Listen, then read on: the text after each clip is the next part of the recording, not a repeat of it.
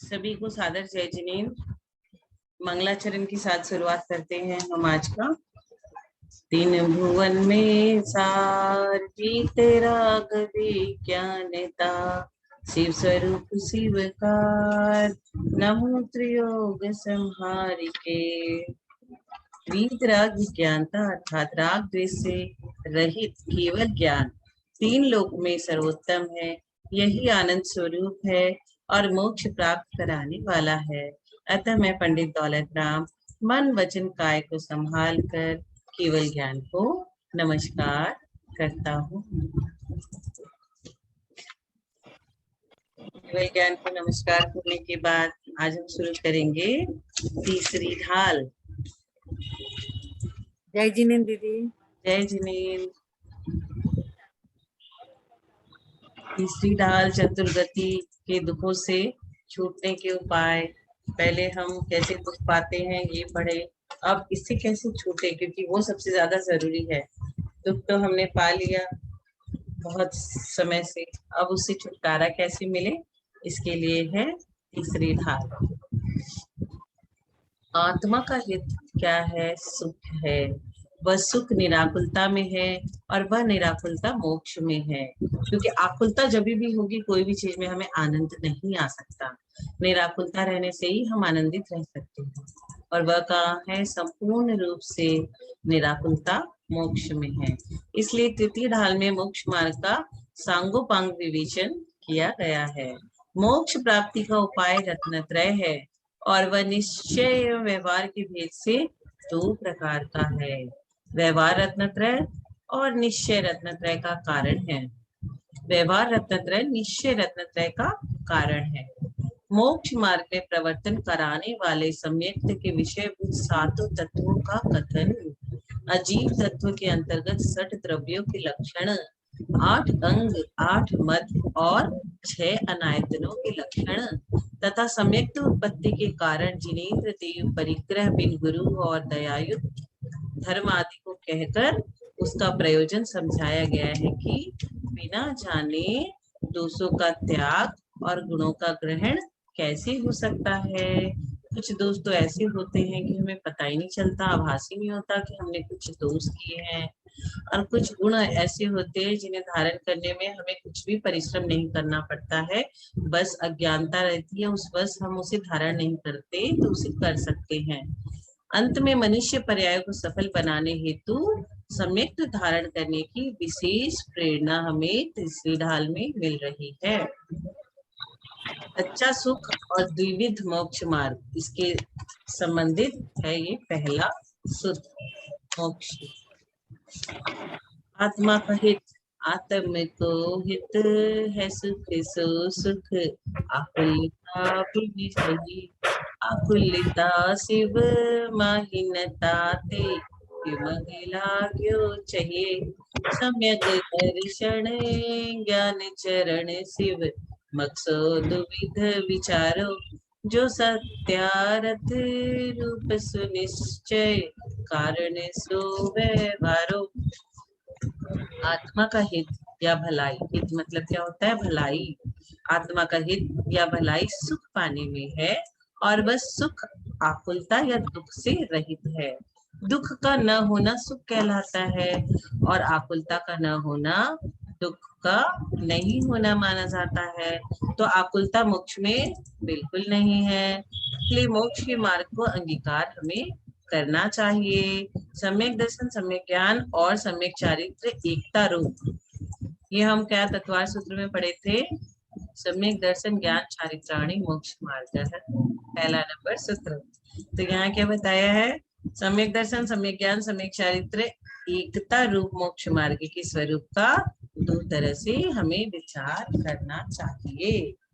जो वास्तविक या अंतरंग स्वरूप है वह निश्चय मोक्ष मार्ग कहलाता है, और जो निश्चय मोक्ष मार्ग की प्राप्ति में कारण भूत है वह व्यवहार मोक्ष मार्ग कहलाता है। तो ये जो है आत्म को हित है सुख, ये सब समझ गए कि आत्मा का हित क्या है, सुख में है। वो सुख क्या होता है? आकुलता के बिन मोक्ष में मिलता है। आकुलता शिव माही न ताते, शिव माही मतलब मोक्ष, मोक्ष में आकुलता नहीं है। शिवमग लाग्यो चाहिए, शिवमग मतलब मोक्ष मार्ग, तो हमें मोक्ष मार्ग के लिए लग जाना चाहिए। सम्यक दर्शन ज्ञान चरण शिव, सम्यक दर्शन ज्ञान चरण, तो सम्यक दर्शन ज्ञान और सम्यक चारित्र, इन तीनों की एकता क्या है? मोक्ष मार्ग है।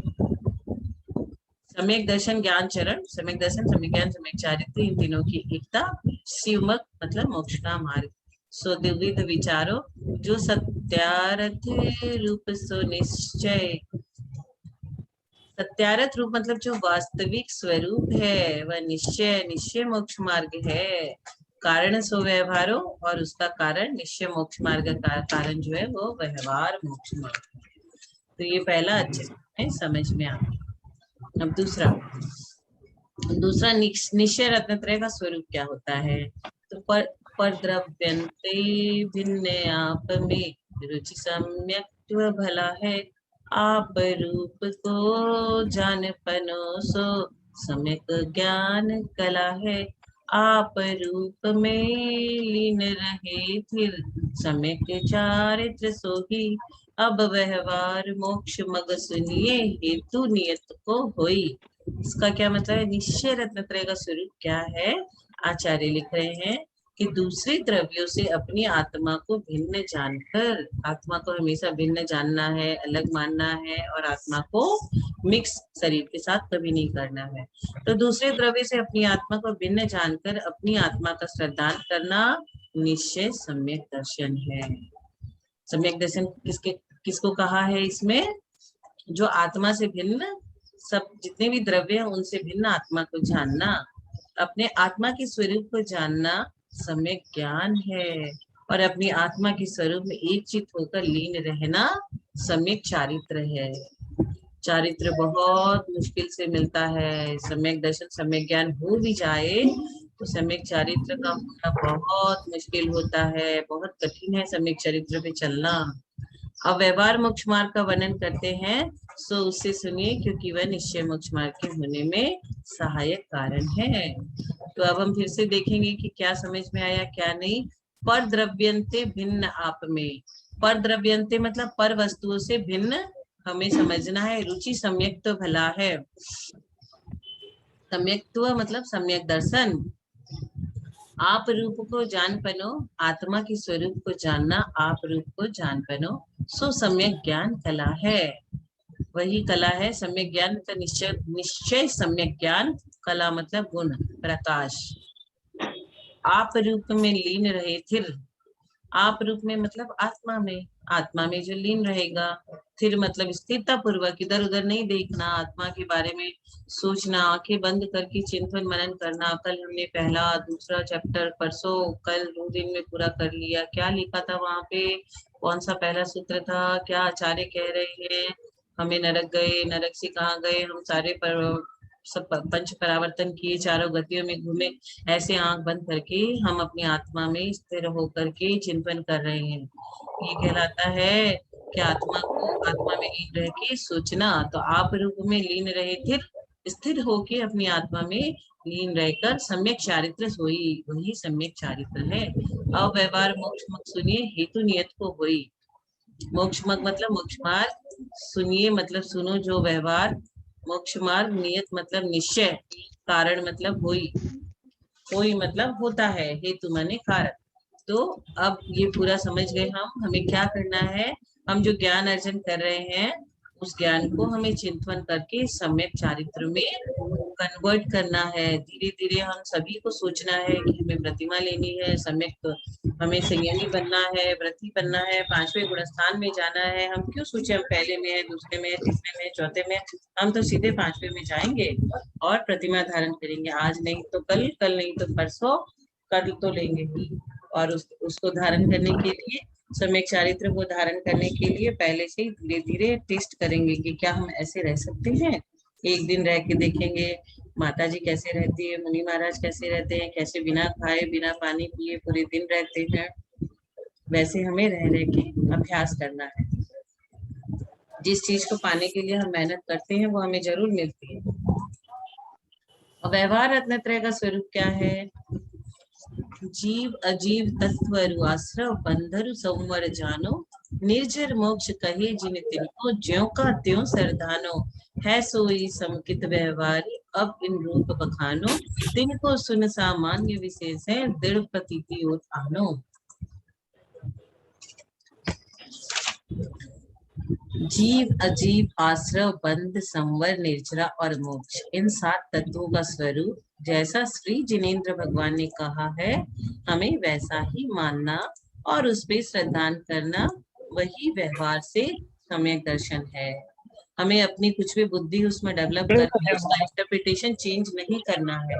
जैसा आचार्य ने कहा है वैसा का वैसा हमें, जैसा भी जिनवानी माँ में लिखा है वैसे का वैसा हमें यहाँ पे समझना और लेना।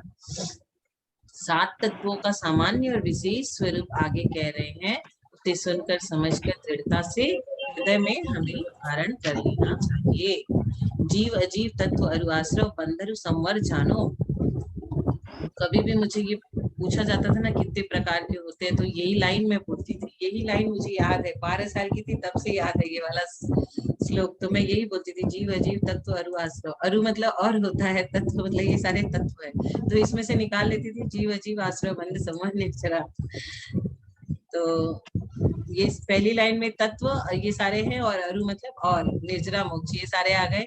कहे निर्जरा मोक्ष कहे जिन तिनको ज्यों का त्यों सरधानो, जैसा आचार्य ने कहा है, जिन वाणी में लिखा है वैसा का वैसा हमें उसे मान लेना चाहिए। है सोई समकित व्यवहारी, अब इन रूप बखानो। समकित मतलब सम्यक दर्शन, और इन रूप बखानो मतलब इन 7 तत्वों का स्वरूप बताता हूँ, कहता हूँ।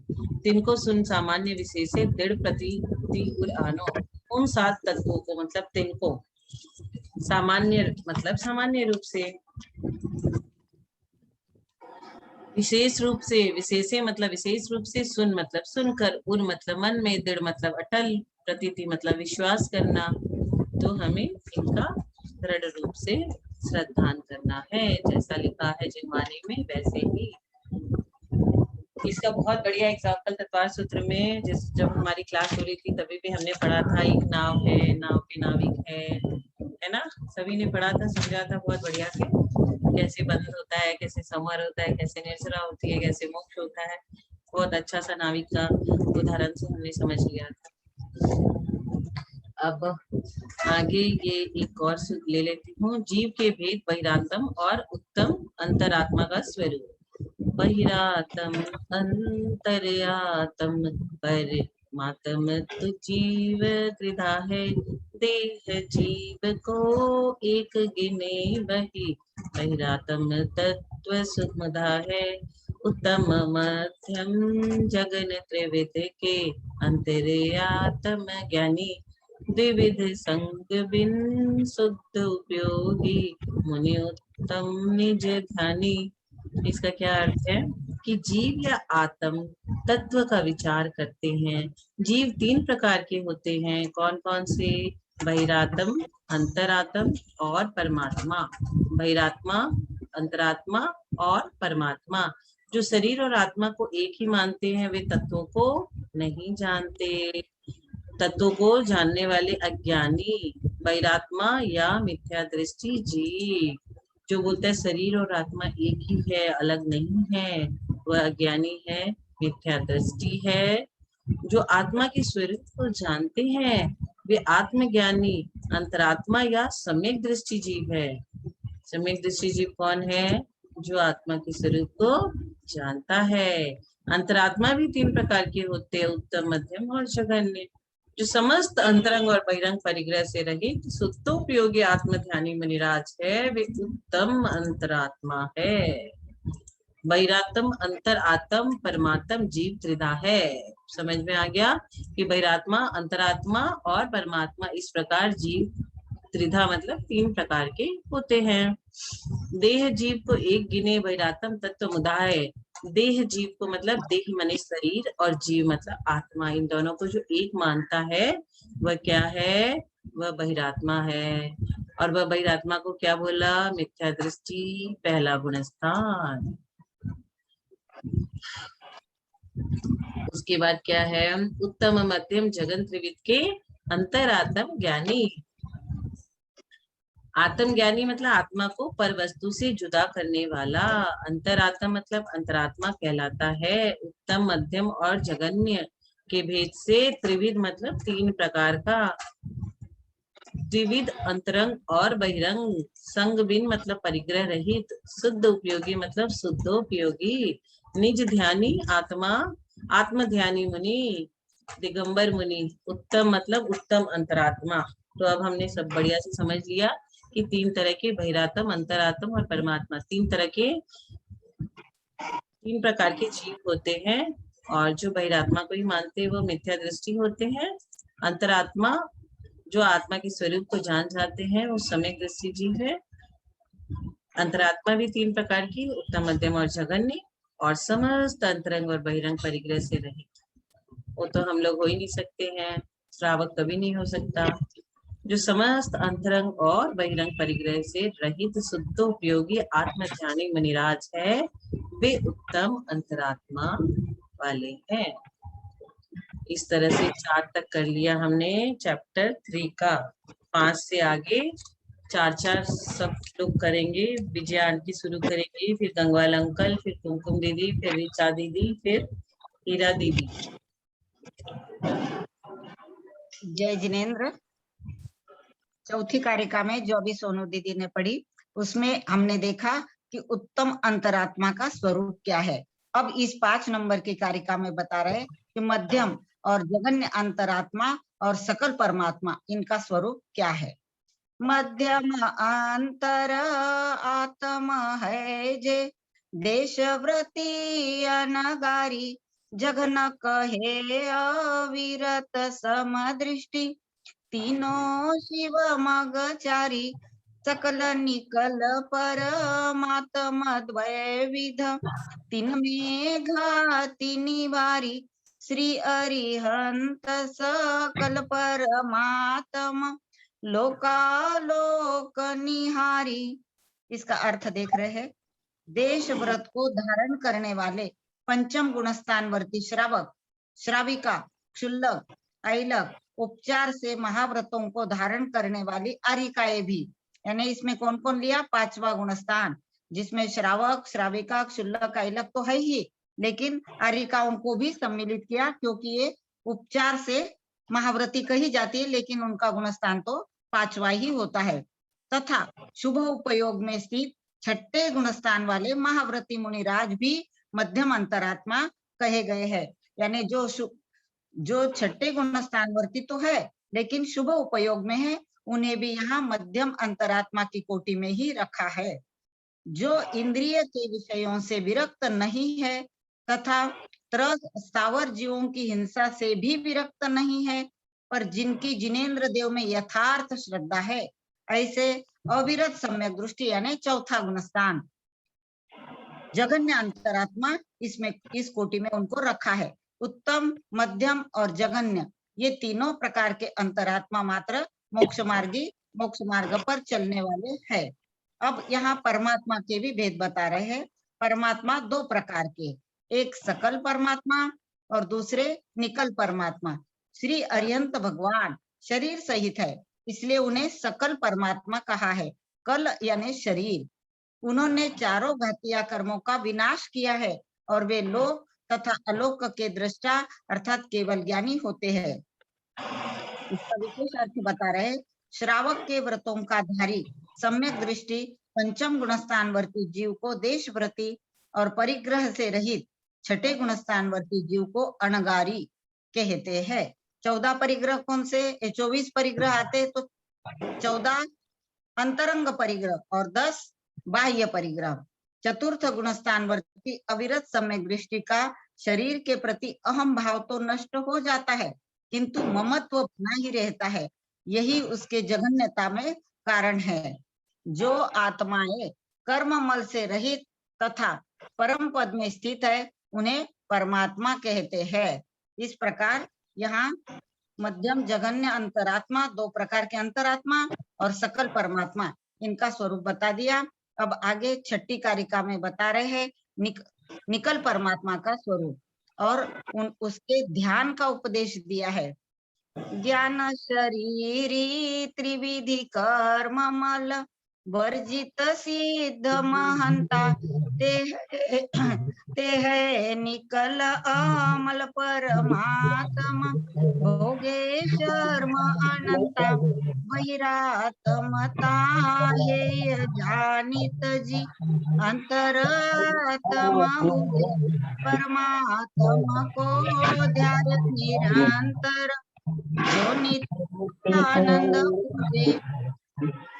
अब यहाँ बताती है औदारिक आदि शरीर रहित शुद्ध ज्ञान ही जिनका शरीर है, जो तीनों प्रकार के कर्ममल। कौन से तीन प्रकार के कर्ममल? तो द्रव्य कर्म, भाव कर्म और नो कर्म। इन तीनों प्रकार के कर्ममल से जो रहित है, ऐसे महान सिद्ध भगवान वे कौन है? निकल परमात्मा। वे शुद्ध निकल यानी अशरीरी परमात्मा है। ज्ञान के कारण ही वे अनंत काल तक अनंत सुख भोगते हैं।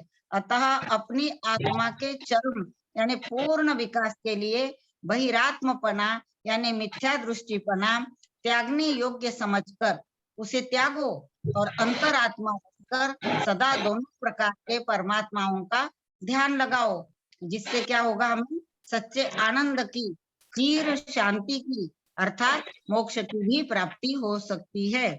अब विशेष अर्थ में बता रहे हैं द्रव्य कर्म, भाव कर्म और नो कर्म, ये तीन प्रकार के कर्म है। ज्ञानावरणादि अष्ट कर्मों को क्या कहते हैं? द्रव्य कर्म। राग द्वेष मोह आदि रूप जो हमारे खोटे परिणाम हैं, इन्हें कहते हैं भाव कर्म।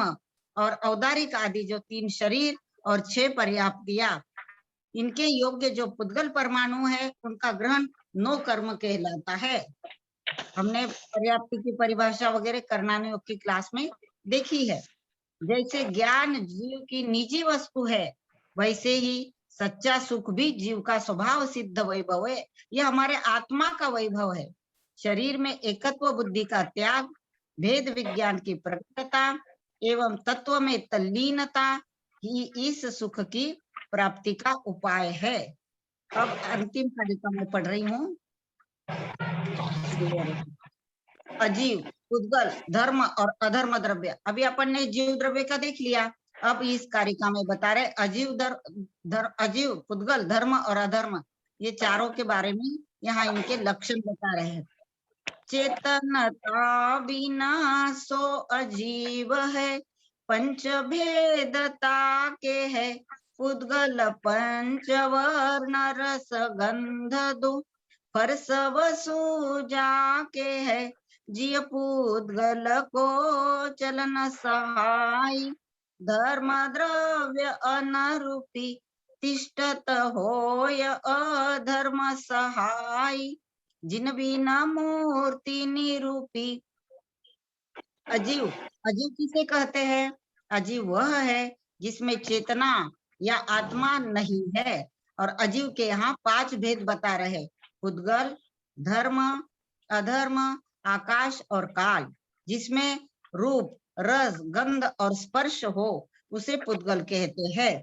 पुद्गल की परिभाषा, जिसमें ये 4 गुण पाए जाते हैं, उसे पुद्गल कहते हैं। स्पर्श, रस, गंध और वर्ण, उस द्रव्य को पुद्गल द्रव्य कहते हैं। वर्ण 5 बताए, काला, श्वेत, लाल, नीला और पीला। रस बताए, खट्टा, मीठा, कड़वा और कसायला।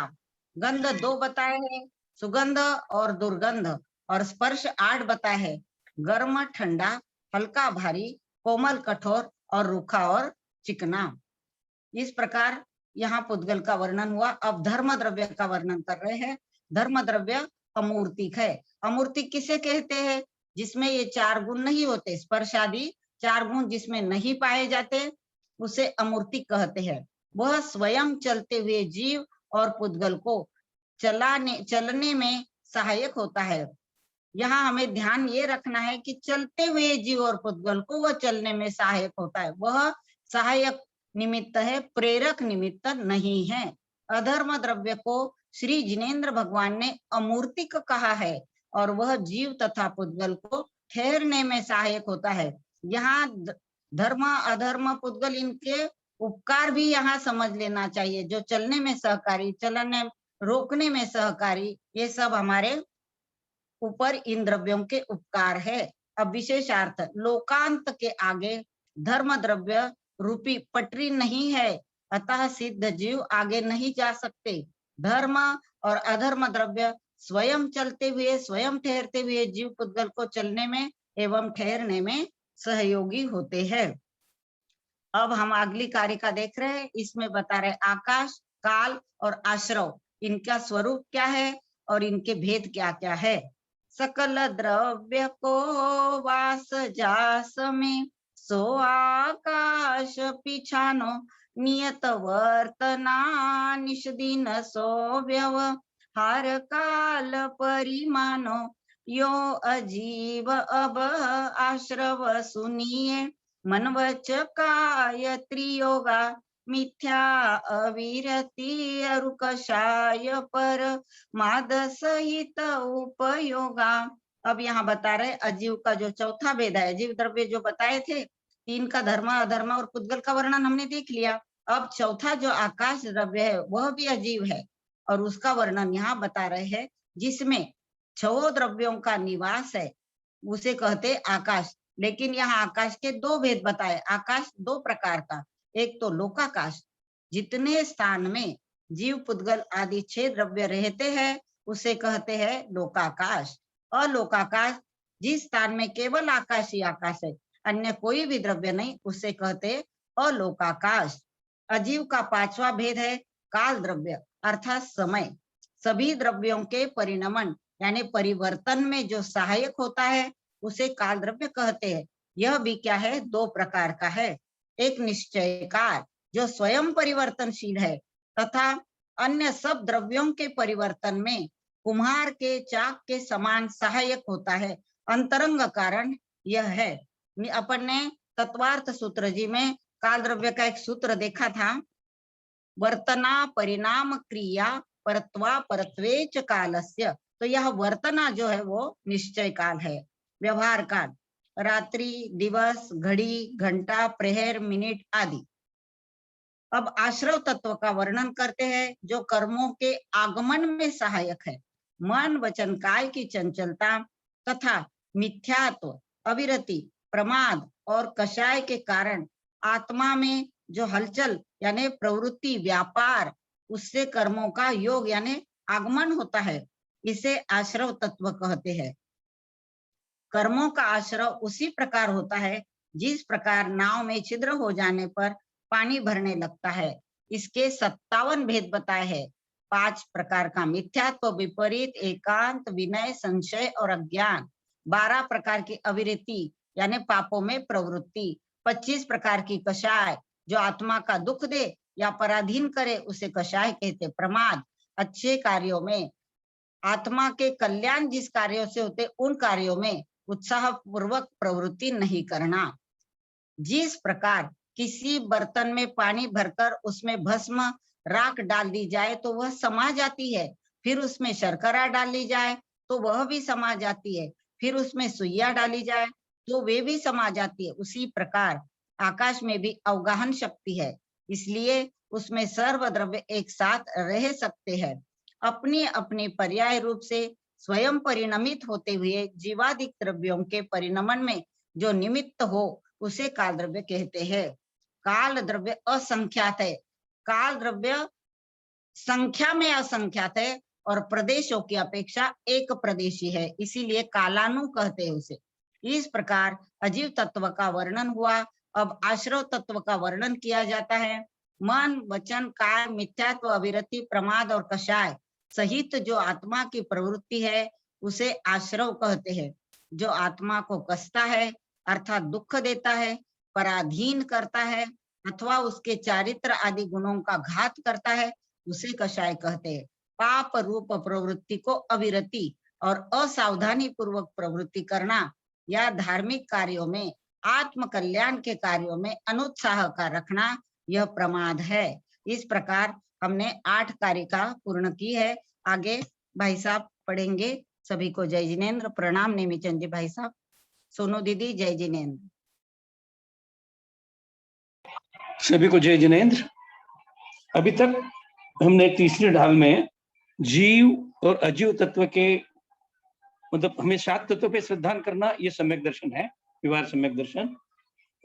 तो हमें 7 तत्वों में हमने पहले जीव तत्व का लक्षण देखा, फिर अजीव तत्व के जो 5 द्रव्य है उनका लक्षण देख लिया, आश्रव का लक्षण देख लिया।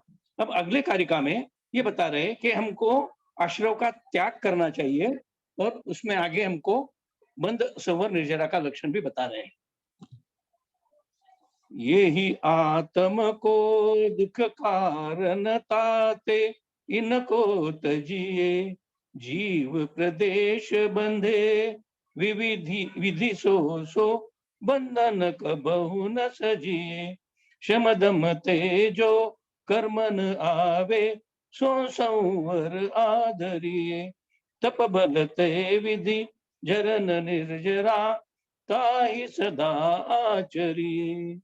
यहाँ क्या बताया, यही आत्मा को दुख कारण, मतलब ये जो आश्रव है यही आत्मा को दुख देने के कारण है। आत्मा को दुख क्यों होता है? कर्मों के आश्रव के कारण। इसके लिए ताते इनको तजिए, इसके लिए इनको इनका हमें त्याग करना चाहिए। अब आगे क्या है? बंध जीव प्रदेश बंधे विदिशो, कर्म जो जिनका आश्रय हो रहा है वो आत्मा से जो जिस प्रकार बंध रहे, आत्मा से जिनका संश्लेष संबंध हो रहा है उसको बंध तत्व कहा है। तो और अगला क्या है? संवर, मतलब अब बंध तो हो गया, जो कर्म आए हैं वो बंध गए, अभी और जो कर्म आने वाले हैं उनको रोकना। शम दमते, जो कर्म न आवे सो संवर आदरिय, हम किसी भी हमको ऐसा प्रयास करना है कि अब आगे कर्म ना आवे। अब कर्म का आश्रय तो हमेशा चलते ही रहता है, लेकिन अभी हमें व्यवहार में ये करना पड़ेगा कि जो बुरे कर्म है उसको रोकना पड़ेगा, और जो अच्छे कर्म है उसका आश्रय होना देना पड़ेगा, क्योंकि आश्रय तो 24 काल चलता ही रहता है, 24 घंटे। तो ऐसा प्रयास करे कि बुरे कर्म न आवे। तप बलते विधि झरन निर्जरा, ताही सदा आचर्य। अब अगला है निर्जरा। अब जो कर्म आता है हमारे उदय में तो आता है, उसकी निर्जरा तो चलती ही रहती है, लेकिन वो जो है सविपाक निर्जरा है, म्हणजे कर्म जब तक बंधे हुए हैं, जब जितना उनके काल है उसके बाद वो उदय में आके झरने वाले ही है, लेकिन तब करके विशेष प्रयास करके हमको निर्जरा करना चाहिए। वो अविपाक निर्जरा है, मतलब कर्म जब तक पकते नहीं है तब उसके पहले ही हमको तपा के तप करके उनको उनकी निर्जरा कर देना है, उसको निर्जरा, वो निर्जरा का लक्षण है। अब इसका देखेंगे हम अर्थ। ये मिथ्यात्वादि ही आत्मा के दुख कारण है, इसलिए इन मिथ्यात्व आदि को छोड़ देना चाहिए। आत्मा के प्रदेशा का कर्मों से बंध कहलाता है, वो बंद है, और कभी भी बंद कभी भी नहीं करना चाहिए। कषायों का उपशम और इंद्रिय और मन की विजय से कर्म नहीं आना संवर तत्व है, उस संवर को ग्रहण करना चाहिए। तब की शक्ति से कर्मों का एक देश या सर्वदेश जड़ जाना निर्जरा कहलाती है, उस निर्जरा को हमेशा प्राप्त करना चाहिए। इस तरह 9वीं कारिका का अर्थ हमने समझ लिया। अब हम 10वीं कारिका देखने जा रहे हैं। 10वीं में क्या है कि हमको मोक्ष का लक्षण बताया है और सम्यक्त्व का स्वरूप बता रहे हैं। अब आखिरी 7 तत्वों में जो आखिरी तत्व है वो है मोक्ष, तो मोक्ष का तत्व बताएंगे और फिर वापस शुरू करेंगे सम्यक दर्शन ज्ञान चारित्र। तो उसमें सम्यक्त्व का क्या लक्षण है वो भी इस कारिका में बता देंगे। सकल कर्म ते रहित अवस्था, सो शिव थिर सुखकारी, ये विद जो सरदा तत्वन की सो समकित व्यवहारी, देव जिनेन्द्र गुरु परिग्रह बिन धर्म, दया जुत सारो ये मान, समकित को कारण अष्ट अंग जुत धारो। अब यहाँ क्या कह रहे हैं, मोक्ष का लक्षण क्या है? कर्म रहित अवस्था जो है उसको मोक्ष कहा है, और वही मोक्ष हमारे सुखकारी है। जब हम कर्म रहित बन जाते हैं वही हमें परम सुख मिलता है।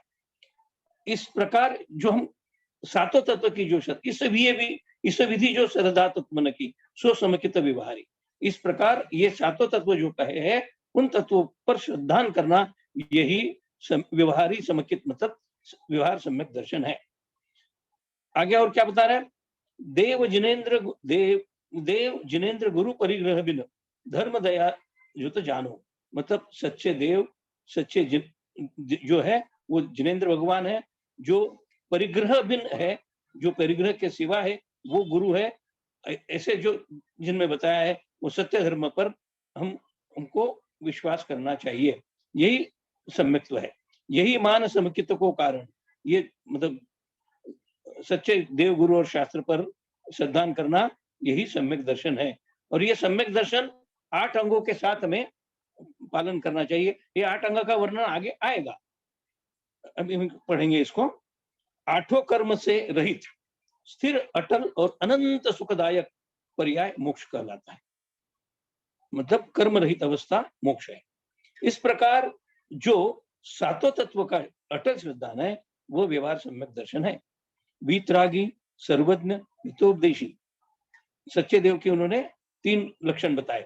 वीतरागी, सर्वज्ञ, हितोपदेशी, मतलब राग रहित है, सब जानने वाले हैं और हमारा कल्याण करने वाले, वो सच्चे देव है। परिग्रह बिन, 24 परिग्रह रहित। अभी पहले इसमें बताया विजया दीदी ने कि 24 परिग्रह होते हैं, अंतरंग और बाह्य परिग्रह मिलाकर। तो वो 24 परिग्रह रहित जो गुरु है, वो जो वीतरागी है वो गुरु, तथा सारभूत दयाजुत अहिंसामय जैन धर्म, इन सबको सम्यक दर्शन का कारण जानना चाहिए। उस सम्यक दर्शन को 8 अंगों सहित धारण करना चाहिए। इस तरह इन्होंने ये कहा कि सम्यक दर्शन को जो धारण करना है 8 अंगों के सहित धारण करना है।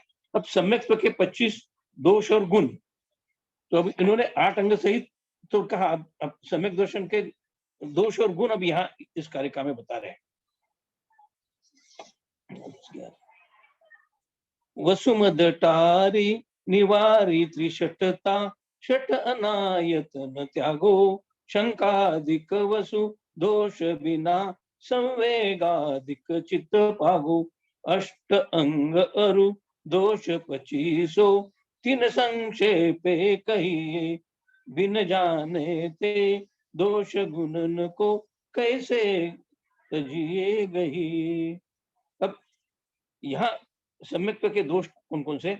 वसुमद मतलब 8 प्रकार के मद, वसुमद टारी, निवारित त्रिशटता मतलब 3 मूर्ता, षट अनायतन मतलब 6 अनायतन, शंकादिक आदि 8 दोष, और संवेगादिक चित्त को ये सब मन में रखो। अष्ट अंग और दोष 25, सम्यक दर्शन के 8 अंग और 25 दोष, ये संक्षेप में हम कहेंगे। ये जब तक हम ये क्या दोष है क्या गुण है इनको जब तक हम नहीं जानेंगे, तो वो दोषों को नहीं जानेंगे, तब तक हम इसको कैसे छोड़ सकते हैं। इसके लिए हमको सम्यक्त्व के 25 दोष और गुण क्या है ये हमें समझना है, ऐसा दौलत राम जी कह रहे। वसु मतलब 8, मद मतलब मदों को, टारी मतलब छोड़कर, त्रिशटता मतलब 3 मूर्ताओं को, निवारी मतलब हटाकर, षट मतलब 6, अनायतनों को मतलब अनायतन त्यागना चाहिए, और शंका आदि वसु 8 दोषों को छोड़कर, संवेगातिक मतलब संवेग, अनुकंपा, अस्तिक्य और प्रशम में मन को लगाना चाहिए। अब अष्टांग 8 अंग और 25 दोष संक्षेप में कहे जाते हैं, क्योंकि बिना जाने दोषों को कैसे छोड़ा जाए और गुणों को कैसा ग्रहण किया जा सकता है। इसलिए अब आगे हम ये दोषों को और गुणों को हम जानने की कोशिश करेंगे। अब अगली कारिका है 12। मेरे ख्याल से अभी समय हो चुका है, तो 12वीं कारिका लेने में समय हो जाएगा। 12 और 13 एक साथ है, सम्यक्त्व के 8 अंग उसमें बताए गए हैं, तो ये हम कल करेंगे, क्योंकि 3:41 ऑलरेडी हो चुके हैं। अभी हम विजया दीदी को बोलेंगे कि आप जिनवानी स्तुति करिए। जिनवानी स्तुति कर रही हूँ। यदर्थ मात्रा पदवाक्यहीनं मया प्रमाद्याद्यति किंचनोक्तं, तन्मे क्षमित्वा विदधातु देवी सरस्वती केवल बोधलब्धिं, बोधि समाधि